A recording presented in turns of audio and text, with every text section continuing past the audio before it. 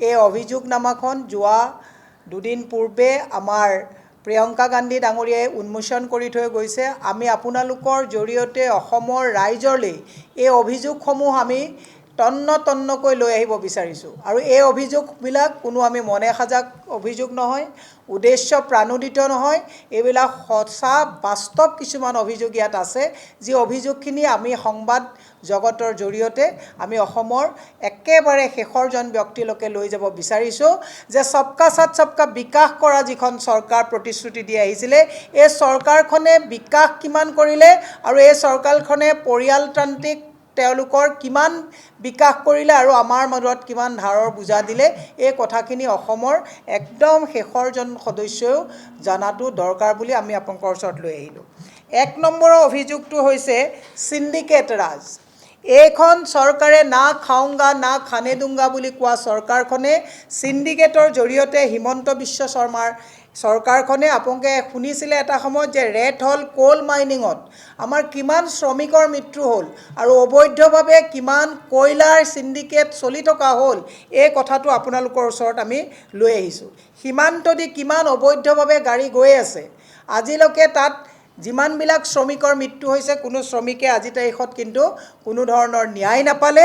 আৰু অবৈধ সিন্ডিকেট আপোনালোকে কয়লা সিন্ডিকেট কওক, গৰু সিন্ডিকেট কওক, সুপাৰী সিন্ডিকেট কওক, এইবিলাক কণীৰ সিন্ডিকেট কওক, পানৰ সিন্ডিকেট, মাছৰ সিন্ডিকেট, এই সিন্ডিকেট চলি আছে। আৰু আমাৰ সাধাৰণ মানুহক তেওঁলোকে এটা বেলেগ এটা পৰিস্থিতিত তেওঁলোকে বেলেগ এখন দুনিয়াত তেওঁলোকে আঁচনিভুক্ত কৰি গোটেই মানুহখিনিক তেওঁলোকৰ ফলীয়া কৰি ৰাখিবলৈ যিটো কাম কৰিছে, ই অত্যন্ত গৰ্হিত আৰু দুৰ্ভাগ্যজনক কথা। দ্বিতীয় হৈছে দুৰ্নীতি আৰু অবৈধ সম্পত্তি। দুৰ্নীতি আৰু অবৈধ সম্পত্তিৰ যোগেদি অসমৰ বিভিন্ন জিলাত, গুৱাহাটী মহানগৰীৰ বিভিন্ন স্থানত মুখ্যমন্ত্ৰী আৰু তেওঁৰ ঘনিষ্ঠ সহযোগীসকলে চৰকাৰী ধনৰ ব্যাপক অপব্যৱহাৰৰ যোগেদি নিজৰ পৰিয়ালৰ নামত নামী বেনামী সম্পত্তিৰ পাহাৰ তেওঁলোকে গঢ়ি তুলিছে। মুখ্যমন্ত্ৰীৰ পত্নী আৰু সন্তানৰ নামত 17টাকৈ কোম্পানী, বিলাসী ৰিজৰ্ট, চাহ বাগিচা, অভিজাত বিদ্যালয়, সংবাদ মাধ্যমৰ প্ৰতিষ্ঠান, ফাৰ্মাচিউটিকেল উদ্যোগ আৰু বিভিন্ন নামী বেনামী প্ৰতিষ্ঠানকে আদি কৰি হাজাৰ বিঘা মাটিৰ মালিকাধীন তেওঁলোকে এই পৰিয়ালৰ নামত কৰা হৈছে। হিমন্ত বিশ্ব শৰ্মাৰ চৰকাৰে চৰকাৰী টেণ্ডাৰত পচন্দৰ ঠিকাদাৰক জয়ী কৰিবলৈ আৰু ভাতঘৰীয়া ঠিকাদাৰৰ জৰিয়তে পাৰ্চেণ্টেজ মিলাবলৈ তেওঁলোকৰ নিজা এটা কোটাৰীত থকা ঠিকাদাৰক দি আমাৰ থলুৱা ঠিকাদাৰবিলাকক আজি তাৰিখত কামৰ পৰা বঞ্চিত কৰিছে। এই কথাখিনি অসমৰ ৰাইজে বুজিব লাগিব।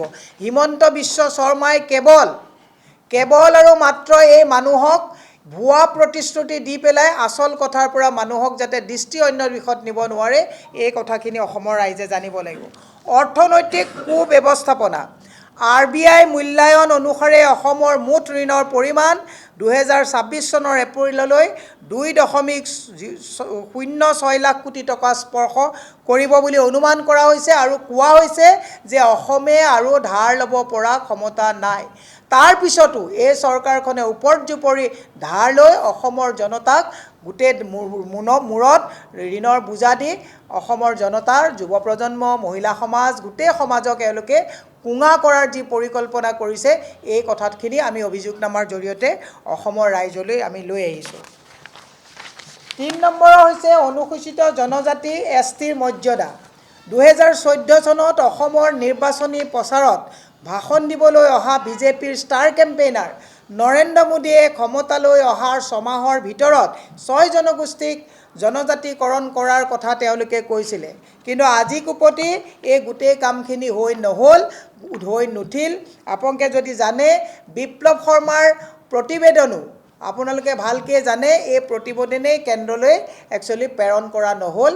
এইটো গৱেষণাগাৰত তেওঁলোকে ক'ত গৱেষণা কৰি আছে, এইটো হিমন্ত বিশ্ব শৰ্মাৰ বাকী আৰু ফাঁকিৰ চৰকাৰখনে গম পাব। আজিলৈকে কিন্তু জনগোষ্ঠীৰ লোকসকলক তেওঁলোকে জনজাতিৰ মৰ্যাদা দিব নোৱাৰিলে।